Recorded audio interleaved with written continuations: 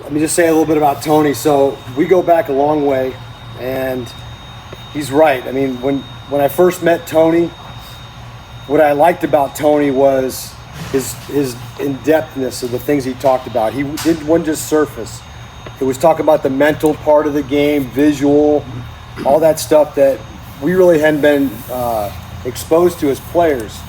But as a coach, I knew that if I wanted to be a good coach, I needed to learn as much as I could about this craft, right? The game of baseball as an offensive player, and that also entails the visual and the mental part of it.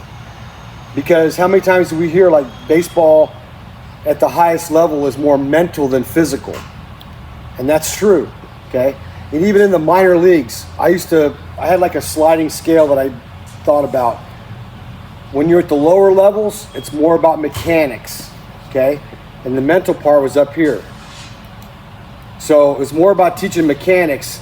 And as you climbed the ladder, it was more mental. And then as you got to the top, it was more about mental than it was mechanical. Because the guys in the big leagues, you know, they're all kind of freaks of nature. You know, they do things that, you know, your mind, you see it, and you're going, there's no way they could hit the ball, but they make it happen. And so they have skills and talent that we don't see, and they make a lot of things happen. But our job as a hitting coach is to try to take those guys and keep them locked in. So I would take a David Wright, and I would know everything I could possibly know about David Wright in his swing, so that I could see it in my sleep. And whenever I would see little fluctuations and this and that, I would like save it. And if it ever became an issue, I could talk to David about it, and he'd be able to correct it right away. So that's how we view hitting. We don't say, David, you got to do it this way, okay?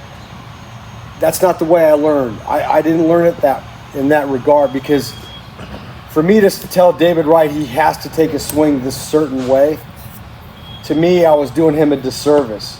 All players bring something to the table. They all have some skill.